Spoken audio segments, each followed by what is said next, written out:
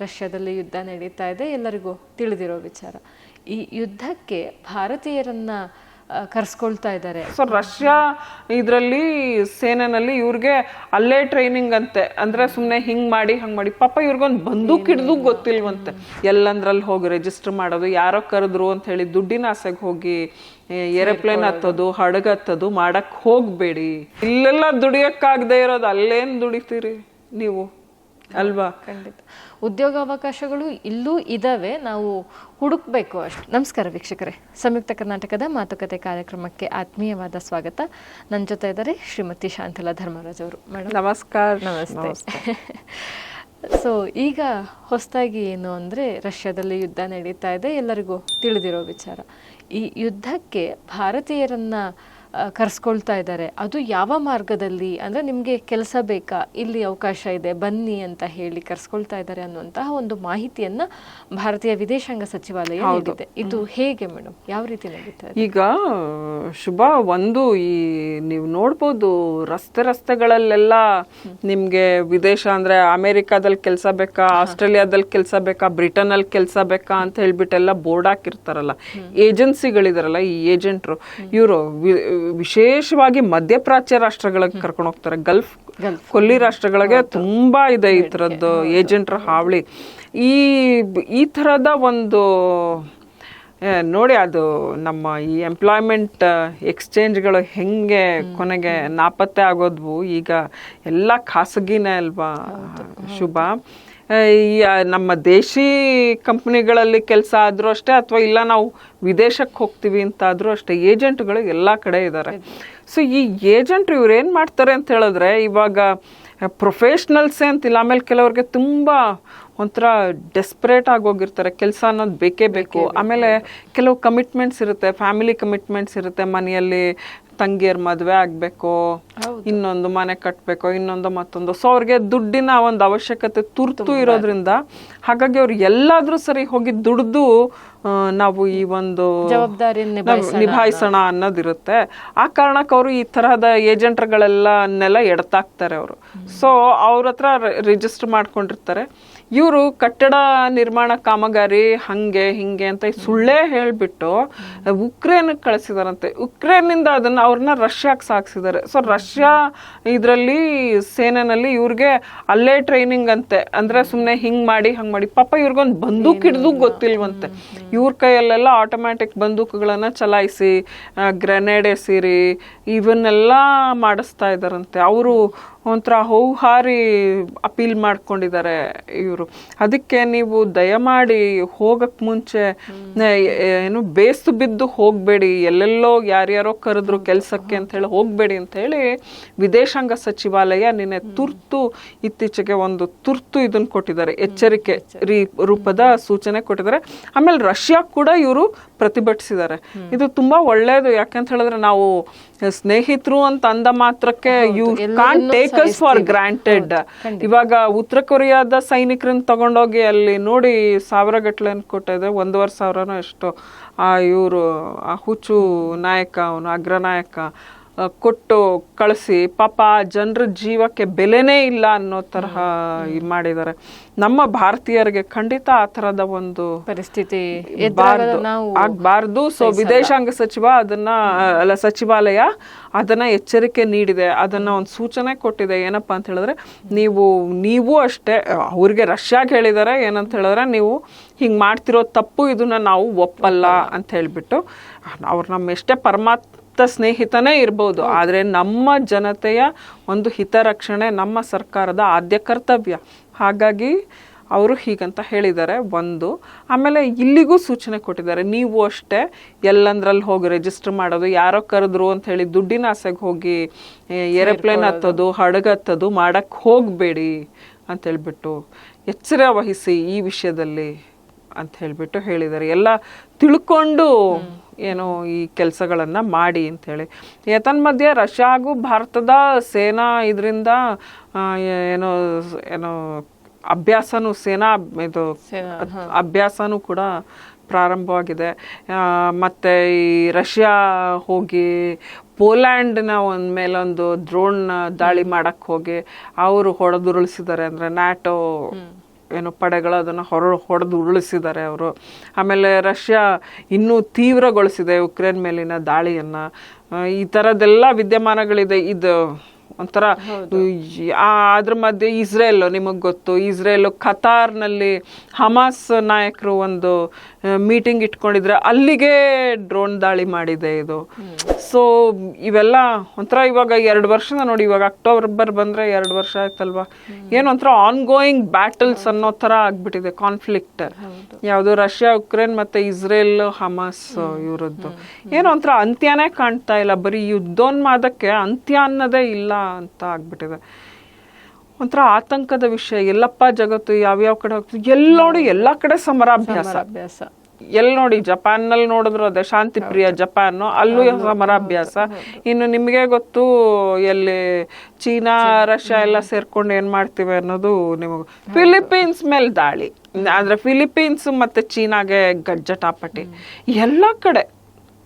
Vietnam ನಿಮ್ಗೆ ಗೊತ್ತು, ಕಾಂಬೋಡಿಯಾದ್ ಗೊತ್ತು, ಇದೆಲ್ಲ ಸೇರ್ಸಿನೇ ಅವರು ಥೈಲ್ಯಾಂಡ್ ಕಾಂಬೋಡಿಯಾದಾಗಿತ್ತು ಅವತ್ತು. ಹೌದು, 3ನೇ ಮಹಾಯುದ್ಧದ ಮುನ್ಸೂಚನೆ ಅಂತ ಹೇಳಿ ಇದನ್ನೇ ಒಂಥರ ವಿಶ್ವದಲ್ಲಿ ಈಗ ಇದು ಏನು ಕೋಲ್ಡ್ ವಾರ್ ಶುರುವಾದ್ಮೇಲೆ ತೀರಾ ಈ ಮಟ್ಟಕ್ಕಿರ್ಲಿಲ್ಲ. ಏನೋ ಇದ್ದಕ್ಕಿದ್ದಂಗೆ ಕಳೆದ 1-2-3 ವರ್ಷದಿಂದ ಸಿಕ್ಕಾಪಡೆ, ಅದರಲ್ಲೂ 1 ವರ್ಷ ಏಪ್ರಿಲ್ನಿಂದ ಈಚೆಗೆ ನಮ್ಮ ಈ ಪಹಲ್ಗಾಮ್ ದಾಳಿ ಆದ್ಮೇಲಿಂದಂತೂ ನಾವು ನೋಡ್ತಾ ಇದೀವಲ್ಲ ಹೇಗ್ ಆಗ್ತಿದೆ ಎಲ್ಲಾ ಕಡೆ. ಎಲ್ಲಾರ್ಗು ಏನೋ ಒಂಥರ, ಎಲ್ಲರೂ ತಮ್ಮ ಈ ಸೈನಿಕ ಶಕ್ತಿ ಆಮೇಲೆ ತಮ್ಮ ಮಿಲಿಟರಿ ಶಕ್ತಿಯನ್ನ ಒಂದು ಪ್ರದರ್ಶನಕ್ಕೆ ಇಟ್ಕೋಬೇಕು ಅನ್ನೋ ಒಂದು ಹಪಾಹಪಿ ಶುರುವಾಗ್ಬಿಟ್ಟಿದೆ ಎಲ್ಲ ಕಡೆ.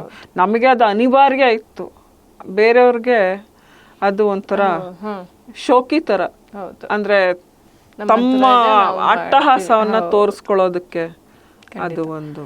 ಸೊ ಒಟ್ಟಾರೆಯಾಗಿ ನಾವಿವಾಗ ಹೇಳೋದೇನು ಅಂದ್ರೆ, ಸಾರ್ವಜನಿಕರಲ್ಲಿ ಅಥವಾ ಇಂದಿನ ಯುವಕರಲ್ಲಿ, ಯಾಕೆಂದರೆ ಜಾಬ್ ಬೇಕು ಅನ್ನುವಂಥ ಧಾವಂತ ಎಲ್ಲರಲ್ಲೂ ಇದ್ದೇ ಇರುತ್ತೆ ಖಂಡಿತವಾಗ್ಲೂ. ಹಾಗಂತ ಯಾವುದೋ ಬಾವಿಗೆ ಹೋಗಿ ಬೀಳುವ ಮುನ್ನ ಎಚ್ಚರಿಕೆಯನ್ನು ವಹಿಸಿ ಅಂತ ಹೇಳಿ. ಏಕೆಂದರೆ ನೀವು ಹೇಳಿದಾಗೆ ಏಜೆಂಟ್ಗಳು ತುಂಬ ನ್ಯಾಕ್ ಯೂಸ್ ಮಾಡಿ ನಮ್ಮನ್ನ ವಶ ಮಾಡಿಸ್ಕೊತಾರೆ. ನನಗೆ ಆಶ್ಚರ್ಯ ಅಂದರೆ ಅಮೆರಿಕಾದಲ್ಲಿ ಅಲ್ಲ ವೀಸಾ ಎಲ್ಲ ಇಲ್ಲದೆ ಹೆಂಗ್ರಿ ಹೋಗ್ತಾರೆ ಅವರು ಅಲ್ಲಿಗೆ. ಯಾವ ತರ ಇವಾಗ ಮೆಕ್ಸಿಕೋದವರೆಲ್ಲ ನಾವು ನೋಡಿದೀವಿ, ಅವರೆಲ್ಲ ಕಾಡಿನ ದಾರಿ ಮೂಲಕ ನೀರು ಇದೆಲ್ಲ ಈಜ್ಕೊಂಡು ನದಿ ಸಮುದ್ರ ಎಲ್ಲ ಇದ್ ಮಾಡ್ಕೊಂಡು ಹೋಗ್ತಾರೆ ಅಂತ ಹೆಂಗೆಂಗೋ ತೋರಿಸ್ತಾರೆ ಟಿವಿಲಿ. ಬಟ್ ಅಮೆರಿಕ ಎಲ್ಲಿದೆ, ಇದೆಲ್ಲಿದೆ, ನಮ್ದು ಭಾರತ ಎಲ್ಲಿದೆ?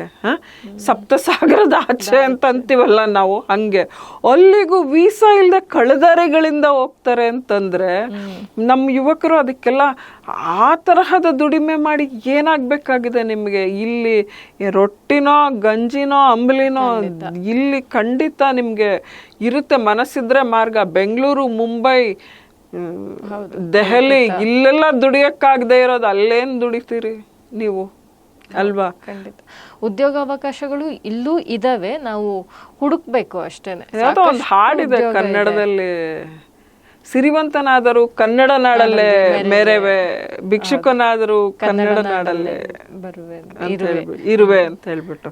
ಏನದು ಅರ್ಥಗರ್ಭಿತ ನಿಜವಾಗ್ಲು. ನಿಮ್ ಸ್ವಾಭಿಮಾನವನ್ನ ಪಣಕ್ಕಿಟ್ಟು.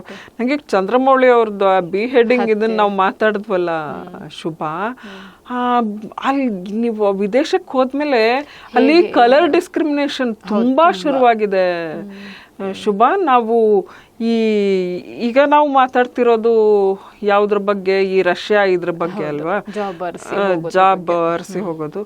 ಈ ನಮ್ಮ ಭಾರತವನ್ನ ಬಿಟ್ಟು ಈ ನಮ್ಮ ಗಡಿ ಇಲ್ಲೇನೆ ಉತ್ತರ ಭಾರತದವರೇ ನಮ್ಮನ್ನ ನೀವು ಮಡ್ರಾಸಿಗಳು ಅಂತ ಹೇಳಿ ನಮಗೆ ಹಂಗಿಸ್ತಾರೆ. ನೀವು ಉತ್ತರ ಭಾರತದಲ್ಲಿ IIT-ಗಳಿಗೆಲ್ಲ ಓದಕ್ ಹೋದ್ರೆ, ಕಾಲೇಜ್ಗಳಿಗೆ ಓದಕ್ ಹೋದ್ರೆ ತುಂಬಾ ರ್ಯಾಗಿಂಗ್ ಇದೆ ಅದು ಶುಭ.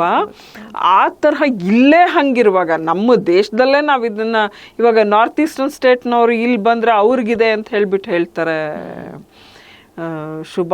ಆ ತರಹ ಇರುವಾಗ ಅದ್ ಹೆಂಗೆ ಬೇರೆ ಕಡೆ ಹೋಗಿ ಅಷ್ಟೊಂದು ಏನು ತಲೆ ಬಗ್ಗಿಸ್ಕೊಂಡು ಜೀವನ ನಡೆಸ್ತೀರಿ? ದುಡ್ಡು ಅಷ್ಟೊಂದು ಇಂಪಾರ್ಟೆಂಟ್ ಅಂತ ಅನ್ಸುತ್ತೆ ಶುಭ. ನಿಜವಾಗ್ಲೂ. ಈ ಇದರಲ್ಲಿ ಈ ಏಜೆಂಟ್ ಜಾಬು, ಆಮೇಲೆ ನಾವು ತುಂಬ ರಾಜಿ ಮಾಡ್ಕೊಂಡು ಬದುಕ್ತೀವಿ ಅಂತ ಹೇಳ್ತೀವಲ್ಲ, ಇದು ಹೇಳುವಾಗ ನನಗೆ ಇನ್ನೊಂದು ನೆನಪಾಯ್ತು. ಇದು ಬಹುಶಃ ಪ್ರಸ್ತುತ ಅಲ್ವೇನೋ, ಆದರೂ ಹೇಳ್ತೀನಿ. ಈ ಮಲಯಾಳಿಗಳು ಒಂದು ಲೋಹ್ ಅಂತೇನೋ ಒಂದು ಲೋಕ ಏನೋ ಆ ಥರದ್ದು ಒಂದು ಹೆಸರಿನ ಒಂದು ಚಿತ್ರ ತೆಗ್ದಿದ್ದಾರೆ. ಅದು ಸೂಪರ್ ಹಿಟ್ಟೇನೆ, ಇತ್ತೀಚೆಗೆ ರಿಲೀಸ್ ಆಗಿದೆ ಅದು. ಅದರಲ್ಲಿ ಬೆಂಗಳೂರನ್ನ ಒಬ್ಳು ಹೆಣ್ಮಗಳು ಬಾಯಿಗೆ ಬಂದಂಗೆ ಬೈತಾಳಂತೆ. ಅಂತ ಹೇಳಿದ್ರೆ ಅದೊಂದು ಕೆಟ್ಟ ಸಿಟಿ, ಅಲ್ಲಿ ಹೋದ್ರೆ ಹಾಳಾಗಿ ಹೋದ್ರು ಅನ್ನೋ ಹಂಗೆ. ಬೆಂಗಳೂರನ್ನ ಸುಸಂಸ್ಕೃತ ಅಂತ ಹೇಳಿ ನಾವು ಹೇಳ್ತೀವಿ. ಆಮೇಲೆ ನೀವು ಬೇಕಿದ್ರೆ ಬೆಂಗಳೂರಲ್ಲಿ ಕೆಲವು ಎಲ್ಲೋ ಬಿಡಿ ಪ್ರಕರಣಗಳು ಇರಬಹುದು, ಏನೋ ಹೆಣ್ಮಕ್ಳ ಮೇಲೆ ಅಟ್ಯಾಕ್ ಆಗಿರೋದು, ನಾನು ಇಲ್ಲ ಅಂತ ಖಂಡಿತ ಹೇಳಲ್ಲ. ಆದರೆ ಕೇರಳಕ್ಕಿಂತ ಸೇಫು ಬೆಂಗಳೂರು ಅನ್ನೋದನ್ನ ನಾನು 100% ಬಹಳ ಗಟ್ಟಿದನಿನಲ್ಲಿ ಹೇಳಬಲ್ಲೆ. ಇದು ಅಲ್ಲಿರೋ ಅಷ್ಟು ಡ್ರಗ್ ಹಾವಳಿ ಇಲ್ಲಿಲ್ಲ. ಆಮೇಲೆ ಇಲ್ಲಿ ಇವರು ಹೇಳ್ತಾರಲ್ಲ ವೈಟ್ ಫೀಲ್ಡು, ಅದ್ಯಾವುದು ಹೊಸೂರು ರಸ್ತೆ ಅಲ್ಲೆಲ್ಲ ಹೇಳ್ತಾರಲ್ಲ ಅಂತೆಲ್ಲ ಹೇಳ್ಬಿಟ್ಟು, ಆಮೇಲೆ ಈ ಕಡೆ ಕಮ್ಮನಹಳ್ಳಿ ಇದೆಲ್ಲ ಅಂತ ಹೇಳ್ಬಿಟ್ಟು, ಆಯ್ತು ಅಲ್ಲಿರೋರೆಲ್ಲ ಯಾರು? ಅಲ್ಲಿ ಕನ್ನಡದವ್ರು ಇದ್ದಾರ? ಕನ್ನಡದವ್ರು ಇರೋ ಏರಿಯಾಗಳು ಅಂದ್ರೆ ಯಾವುದು? ಮಲ್ಲೇಶ್ವರಂ, ಈ ಮಲ್ಲೇಶ್ವರ, ಚಾಮರಾಜಪೇಟೆ, ರಾಜಾಜಿನಗರ, ಇಲ್ಲಿ ಹಳೆ ಏರಿಯಾಗಳು, ಬಸವನಗುಡಿ, ಇವೆಲ್ಲಾನು ಒಪ್ಕೊಳ್ತೀನಿ. ಇವರೇ ಎಲ್ಲ ಪ್ರಾಬಲ್ಯವಿರುವಂತ ಏರಿಯಾಗಳಲ್ಲಿ ಇವರು ನಮ್ಗೆ ದಾಳಿಗಳಾಗ್ತಿರೋದು. ಇವ್ರು ಹೇಳೋದು ಅದು ಸೇಫ್ ಇಲ್ಲ, ಬೆಂಗಳೂರು ಸೇಫ್ ಇಲ್ಲ, ಮತ್ತೆ ಬೆಂಗಳೂರು ಕೆಟ್ಟ ನಗರ ಅಂತಾರೆ. ಯಾವ ಬಾಯಲ್ಲಿ ಕೆಟ್ಟ ನಗರ ಅಂತಾರೆ? ನೀವೆಲ್ಲ ಬಂದು ಕೆಟ್ಟ ನಗರ ಆಗಿದೆಯಾ ಹೊರತು ಇದೇನು ಬೇಸಿಕಲಿ ಕೆಟ್ಟ ನಗರ ಅಲ್ಲ. ಕೆಂಪೇಗೌಡರು ನಿರ್ಮಿಸಿರುವಂತ ಈ ಒಂದು ನಗರ ಅತ್ಯಂತ ಒಳ್ಳೆಯ ನಗರ. ಇಲ್ಲಿ ಜನ ಬಹಳ ಒಳ್ಳೆಯವರು, ಮತ್ತೆ ಸುಸಂಸ್ಕೃತರು, ಸುಶಿಕ್ಷಿತರು. ಇಲ್ಲಿ ಎಜುಕೇಶನ್ ಚೆನ್ನಾಗಿದೆ, ಇಲ್ಲಿ ಕೆಲಸಕ್ಕೆ ಅವಕಾಶ ಇದೆ. ನೀವು ಖಾಲಿ ಕೈಯಲ್ಲಿ ನೀವು ಬೇಕಾದ್ರೆ ಗಮನಿಸಿ ನೋಡಿ. ವಿಶೇಷವಾಗಿ ಆಂಧ್ರ ಪ್ರದೇಶ ಮೂಲದಿಂದ ಬಂದಿರೋ, ಈ ಚಿತ್ತೂರಿಂದ ಬಂದಿರೋರು, ಅವ್ರಿಲ್ಲಿ ಬಂದಾಗ ಫಸ್ಟ್ ಕೂಲಿಗೆ ಅಂತ ಹೇಳ್ಬಿಟ್ಟು ಬರ್ತಾರೆ, ಕಟ್ಟಡ ಕಾರ್ಮಿಕರಾಗಿ. ಫಸ್ಟ್ ಎಲ್ಲ ಸಿಮೆಂಟ್ ಹೊರ್ತಾರೆ, ಎಲ್ಲ ಮಾಡ್ತಾರೆ, ತಲೆ ಮೇಲೆ ಇಟ್ಕೊಂಡೆಲ್ಲ ಹೊರ್ತಾರೆ. ಅದಾಗಿ ಒಂದೆರಡು ವರ್ಷದಲ್ಲಿ ಅವರು ಪ್ರಮೋಷನ್ ತಗೊಂಡು ಮೇಸ್ತ್ರಿಗಳಾಗ್ತಾರೆ. ಮೇಸ್ತ್ರಿಗಳಾದ್ಮೇಲೆ ನೆಕ್ಸ್ಟ್ ಕಾಂಟ್ರಾಕ್ಟರ್ ಆಗ್ತಾರೆ. ಅವ್ರು ಮೇಸ್ತ್ರಿಗಳಾಗುವಾಗ್ಲೇನೆ ಅವರು ಸೈಟ್ ತಗೊಂಡಿರ್ತಾರೆ. ಆಮೇಲೆ ಮೇಸ್ತ್ರಿ ಲೆವೆಲ್ ಅಲ್ಲೇ 20-30 ಮನೆ ಕಟ್ಟಿ ಗೃಹ ಪ್ರವೇಶ ಮಾಡ್ಬಿಡ್ತಾರೆ. ಕಾಂಟ್ರಾಕ್ಟರ್ ಆದ್ಮೇಲೆ ಅವರು ಮಿನಿಮಮ್ 40-60 ಮನೆ ಮಾಡೋದು, ಮತ್ತೆ ಮಾಡ್ತಾರೆ. ಮಾಡಿ ಅದು ಎಷ್ಟೆಷ್ಟು ಅಂತಸ್ತಿಂದು. ಎಲ್ಲರಿಗೂ ಬೆಂಗಳೂರಿನಲ್ಲಿ ಜೀವನೋಪಾಯಕ್ಕೆ ಅವಕಾಶ ಇದೆ. ಆಮೇಲೆ ನೀವು ಕಡಿಮೆ ಸಂಬಳದಲ್ಲೂ ಜೀವನ ಮಾಡಬಹುದು. ಇಲ್ಲಿ ಬಹಳ ದೊಡ್ಡ ಪ್ರಮಾಣದ ಲಕ್ಷಗಟ್ಟಲೆ ಸಂಬಳ ದುಡ್ದೂನು ಅದ್ದೂರಿಯಾಗಿ ಅದು ನಿಮ್ಮ ಮೇಲೆ ಡಿಪೆಂಡ್ ಆಗಿರುತ್ತೆ. ನಗರ ಯಾವತ್ತು ಯಾರನ್ನು ಕೆಟ್ಟದ್ ಮಾಡಲ್ಲ. ನಾವು ಯಾರು ಸಂಘ ಮಾಡ್ತೀವಿ, ನಾವು ಹೆಂಗೆ ನಡ್ಕೋತೀವಿ, ಅದು ನೀವು ಡ್ರಗ್ ಅಡಿಕ್ಟ್ಗಳ ಜೊತೆ ಸೇರ್ಕೊಂಡ್ರೆ ಬೆಂಗಳೂರು ನಗರ ಏನ್ ಮಾಡತ್ತೆ ನಿಮ್ಗೆ? ನಿಮ್ಮ ಒಂದು ಸಾಹಚರ್ಯ ಯಾರ ಜೊತೆ ಇರುತ್ತೆ ಅದ್ರ ಮೇಲೆ ಡಿಪೆಂಡ್ ಆಗುತ್ತೆ. ಅದು ಬಿಟ್ಟು ಬೆಂಗಳೂರು ಕೆಟ್ಟದು, ಬೆಂಗಳೂರು ಅಂತ ಚಲನಚಿತ್ರಗಳಿಗೆ ಅವಕಾಶನೇ ಕೊಡಬಾರ್ದು, OTTಲೂ ತೋರ್ಸಕ್ ಬಿಡಬಾರ್ದು. ಆಮೇಲೆ ಅವ್ರು ಅಪಾಲಜಿ ಮಾಡಬೇಕು, ಅವ್ರು ಕೇಳಬೇಕು, ಬೇಷರತ್ ಕ್ಷಮೆ ಯಾಚಿಸ್ಬೇಕು. ಕನ್ನಡಿಗರು ಅಂಥದ್ದಕ್ಕೆ ಪಟ್ಟು ಹಿಡಬೇಕು ನನ್ನ ಪ್ರಕಾರ. ಹೌದು, ಖಂಡಿತವಾಗ್ಲು. ಏಕೆಂದ್ರೆ ಯಾರೋ ಬೇರೆ ರಾಜ್ಯದವ್ರು ಬಂದು ನಮ್ಮನ್ನ ಆಡ್ಕೊಂತಾರೆ ಅಂದ್ರೆ ನಾವ್ ಹೇಗೆ ಅದನ್ನ ಸಹಿಸೋದು ಅನ್ನುವಂಥದ್ದು ಪ್ರಶ್ನೆನೇ ಇಲ್ಲಿ.